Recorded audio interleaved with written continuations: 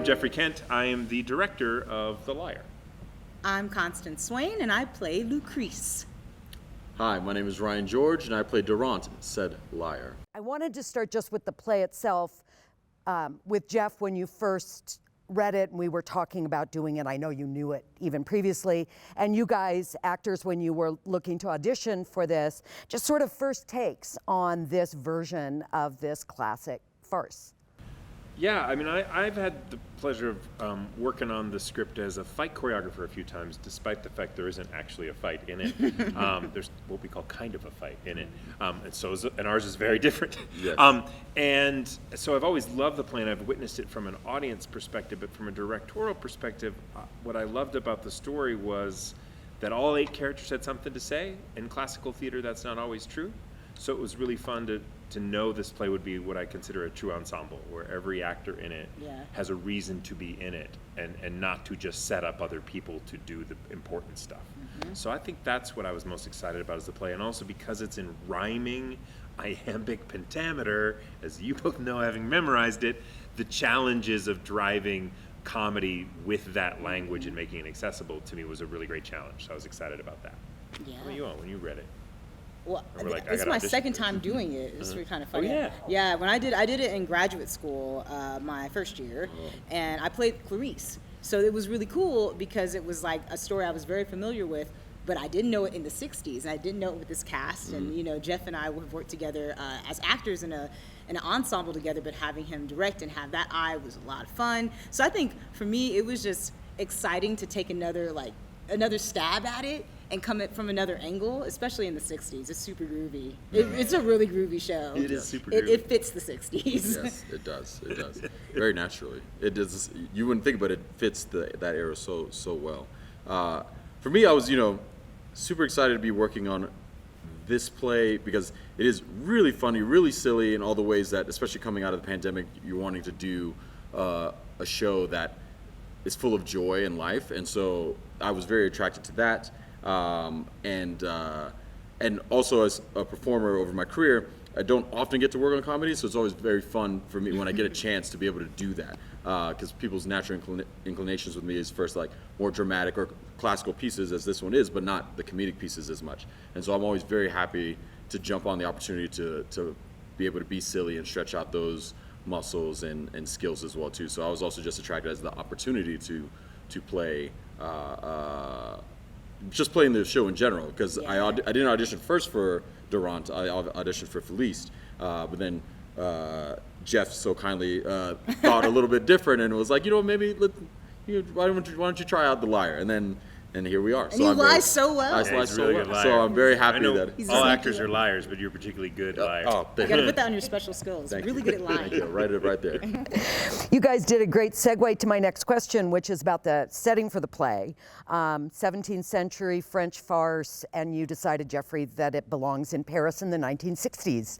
How come? Well, a couple things. One is, just like Shakespeare, when you're dealing with originally old texts, it's from the 17th century, is, in theory, if we're still doing it today, it means it should apply anywhere from the day it was written to today, or why are we doing it, right? And also, I drew courage from your production, from Lynn's production of the Tartuffe. I put a "the" in front of it. The Tartuffe. So everybody knows about Molière, but he wasn't the only French writer at the time, but Lynn's production had added cell phones, and I appeared briefly in a recorded video on a laptop to solve a denouement at the end of the piece. And the audience ate it up and totally followed it and had no problems with it. And so I knew the play could withstand being moved forward. And I also feel for a modern audience, the closer the play can get to their life experience, the easier they can connect to it and participate in it. In fact, I've asked people who come to the show, I'm like, do you still have a pair of go-go boots? Like, are they in that closet? Is there a miniskirt hidden somewhere from the 60s with Paisleys? And my mother's like, yes, it's in a box in the closet, but yeah, I will always have it. It's like a badge of pride. So I like that. I like the sexual freedom of it. I like the inclusivity of Paris in the 1960s, which was after World War II, had a ton of immigration and just embraced it as opposed to pushing back against it, and became kind of a model of what it's like to just love everybody. So that's why I liked it. What does the 60s bring to you as performers in it? What choices does it give you that you might not have made had I put you in pumpkin pants or doublets? Freedom, I guess, right? Because I don't know, as a woman, and having done the show before where we did set it in that period, I mean, there were a lot of opportunities in ways, which was great, but it did feel restrictive, and the language is so freeing, and we're talking about some real, scandalous stuff. So to be able to support that physically and not feel like I have to kind of keep it in a box, and I think it was said, I think you had said it, that maybe Lynn had mentioned that she loves that the women are as equally funny as the men. That was definitely and I do believe that putting it in the 60s allows us to, really tap into that, because there was something about women's sexual awakening and political awakening that just it's so relevant and prevalent in this play. Mm-hmm. And I think setting it there, that was cool. Yeah. You specifically, I think, in this show, your character, I feel has this wonderfully, and I think it's somewhat created by you, Mm-hmm. but also in the freedom of the period of that, her growth cycle in terms of confidence, maybe is the wrong word, but do you feel that Lucrece is able to, I just feel like she uses the play to embrace the 60s. Like, you got it at the beginning, but you get it by the end. Yeah, man. And I think that's what's really cool, because you mentioned it earlier about each of these characters have a reason to be in the play. And I feel like for her, it is like blossoming, Yeah. Because I feel like this happens, and the things that the audience gets to experience with her are things that only maybe she knows of herself, but to share it and to kind of watch this person bloom is a beautiful thing, and really prevalent in the 60s. Yeah. That's true. Yeah, no, I think I agree with both of them that those aspects of the 60s blend well into the language, into the play that we're all having on the stage. And yeah, I think with also the freedom and the bigness of choices that were made in the 60s, especially with people's wear and what they decided to come out with in terms of their hair, their shoes, and all that stuff, allows us to be big and foolish and be confident in it. So all these people are taking chances in terms of their own personal style. So doing that, so with these characters being able to be as bold as they are in terms of their language, the era and their clothing and their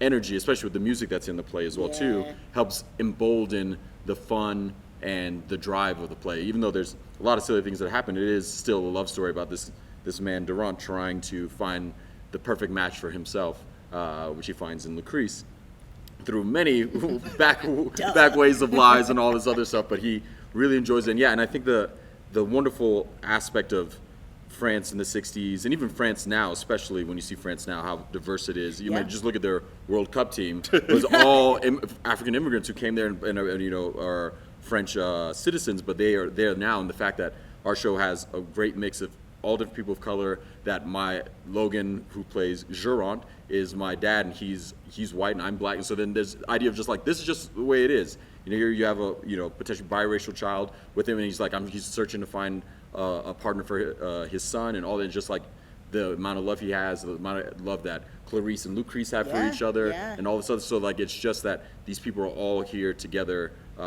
trying to get theirs, but within respect to each other. And I think that 60s Paris energy just works so well for the construct of the play.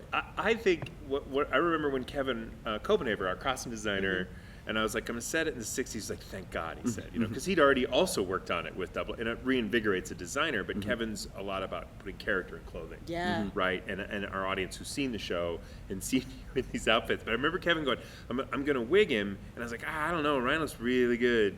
Look at that head. That's a good looking man. That's a good bald head. And he was like, yeah, but let me show you what I want to do with it. Yes. And you have this like bouffant, like pompadour.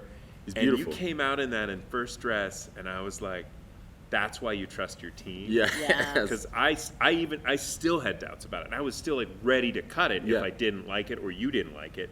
And you came out and were just dashing as shit. Super swaggy, like, man. You're super swaggy. And it was sexy, and because our play is that, like the hair became a part of it, and you work that hair. Yeah, it's great. Shout out to Annika, who helps keep him tame throughout the show between scenes, because he moves, so he makes sure putting in more tape.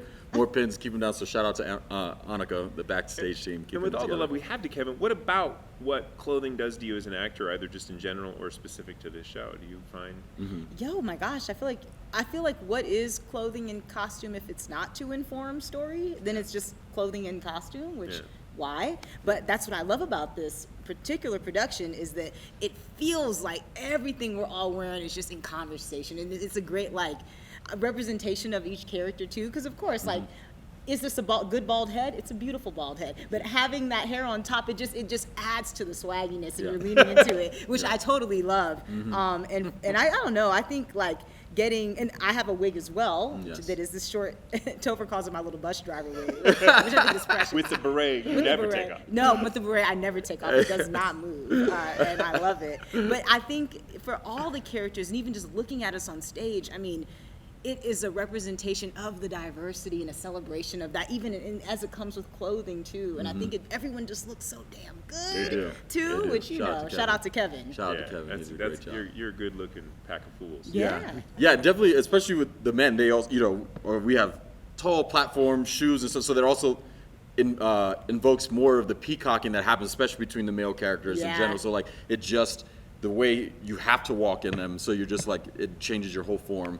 As opposed to wearing just flats and then doing it, but like once you're in those shoes, especially for me, they're just like this. I have to stand this way. There's no other way. So like this is not how I normally stand. So this is how does Dorante stand when he's wearing these things, and what does he love about the shoes and his suit and his cane and all that stuff and his lace. I told my partner that I was like, I think I need to get a pair of Chelsea boots. And they were like, is this a show related? I'm like, I don't know. I just think I think you're already tall. You don't need to be taller. Give him a little hair. Yeah. And I want to circle back because something else you'd said, but I think we're going to talk about the music of the play. Yeah.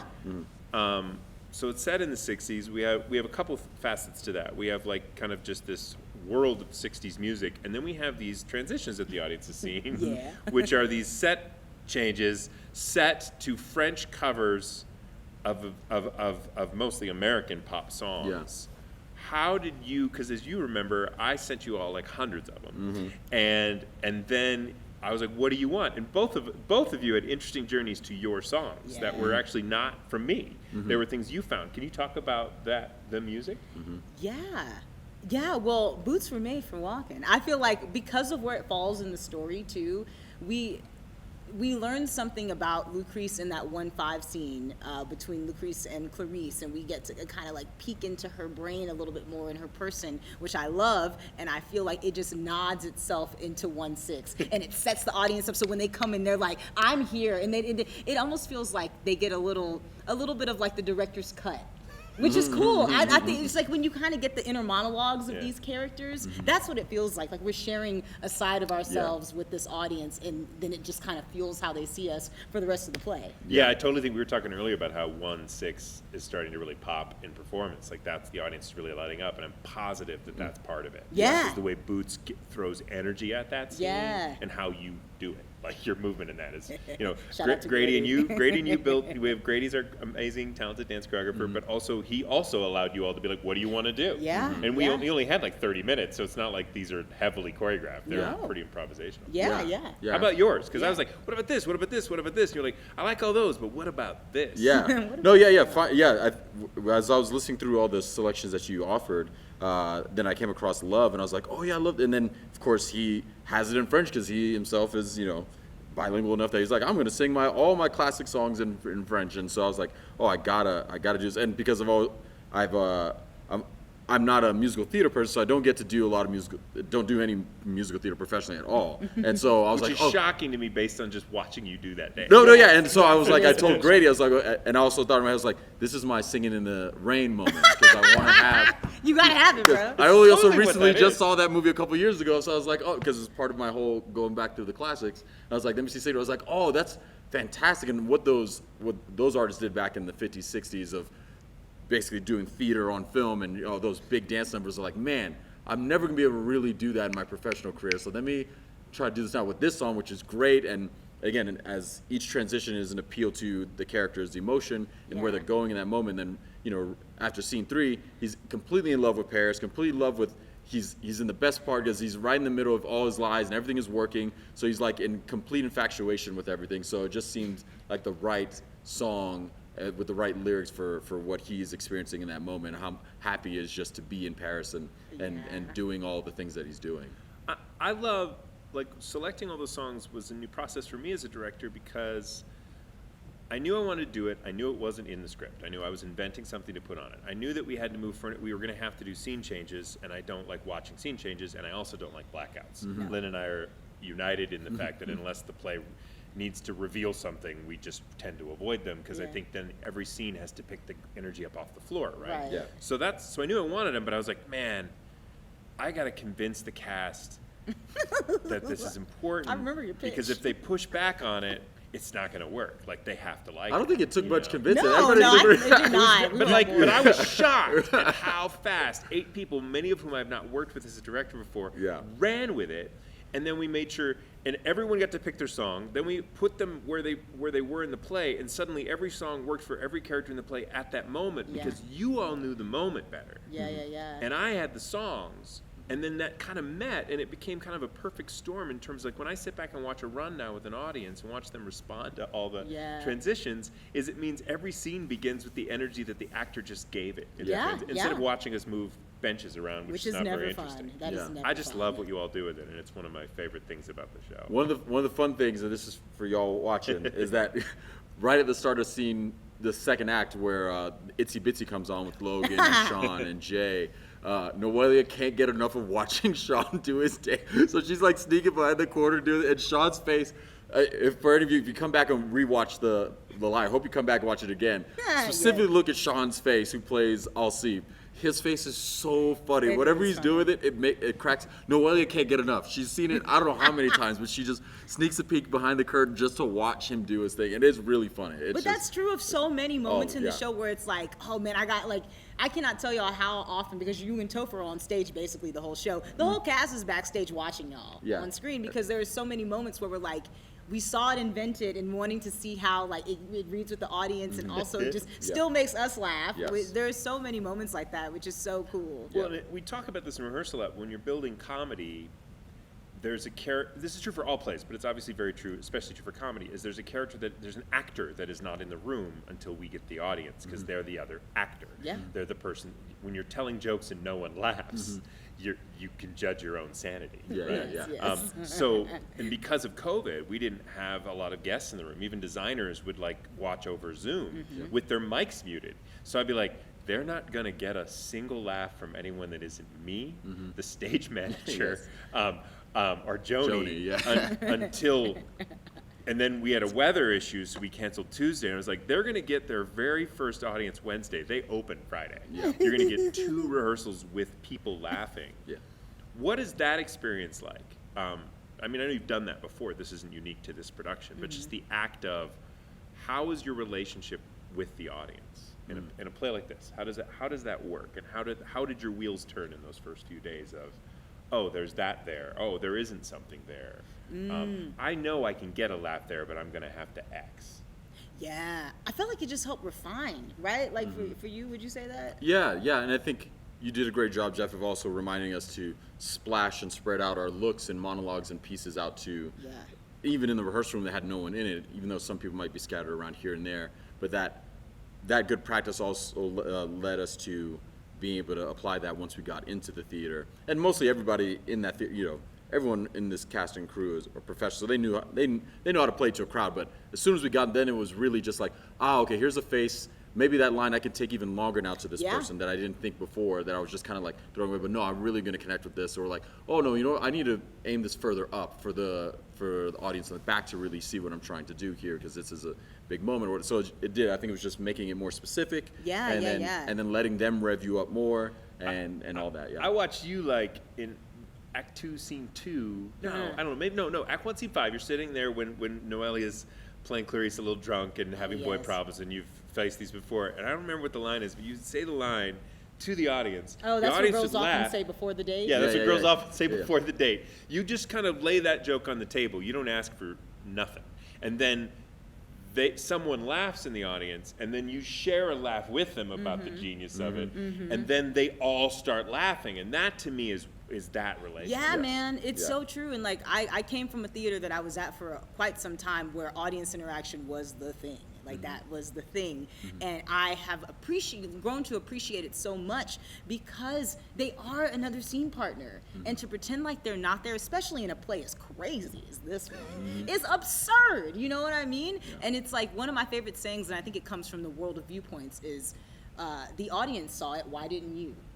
You know, and like it's true, but if we recognize that like a cell phone rings or whatever mishaps could happen on stage because they do, I think it kind of just welcomes them in and reminds them like, yeah, this is all happening live before you right now. We've never told the story to this group of people, you know, and I think that it just keeps it fresh and it makes them lean in, because even if they're not the butt of the joke or they're not the one who's being allied with, it's the person sitting next to them. So they're watching that person and trying to figure out what's going to happen on the fly. And that's why we do it, you know, otherwise just do film. Yeah, you all's relationship with the audience, and while certainly it was what I was hoping for. Yeah.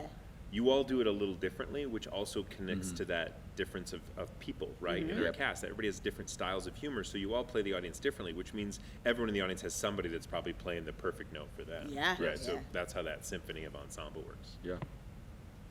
I think we should wind this up with last thoughts. My last question was about you guys are doing this play in Repertory.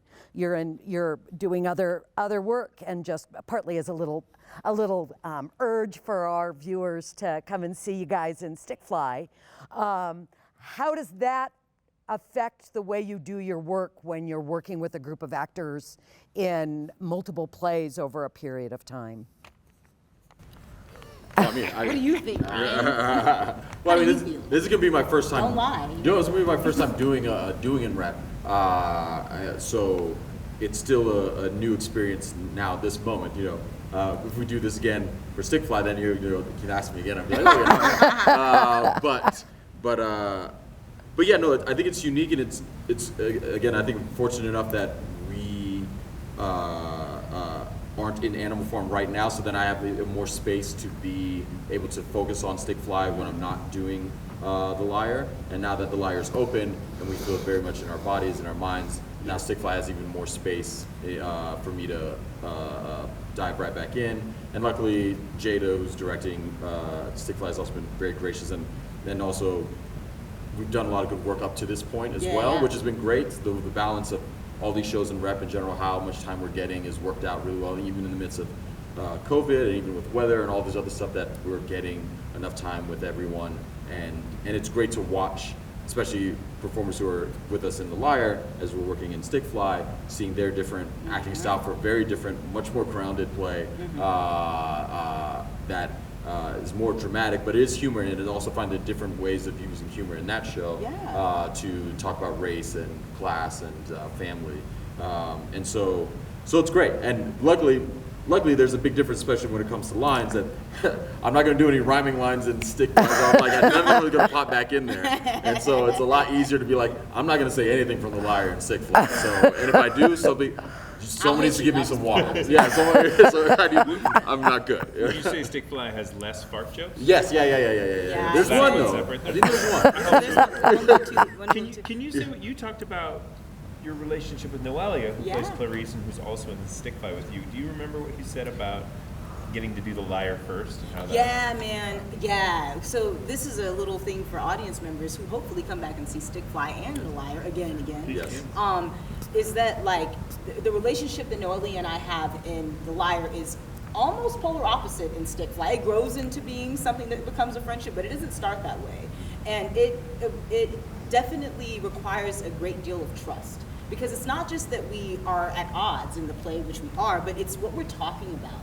And because it's so relevant to the things that are going on in our world, it can definitely feel very vulnerable to be saying these lines to this person and to be receiving what's being said. So we, at the end of rehearsals, have little check-ins where we just hug, because they're really difficult conversations, but just to remind one another that we are in this together, that I've got your back, that we're telling the story together, and whatever I can do to support you in this as we continue to explore, let me know. And she's been so awesome. I think the whole cast has, but I feel like that's what's really great is that because we did The Liar first, and it's so ridiculous and it involves so much just throwing shit at the wall, stuff at the wall to see what sticks. There's just this level of trust that we have, and I think that definitely informs the other rehearsal rooms. Yeah.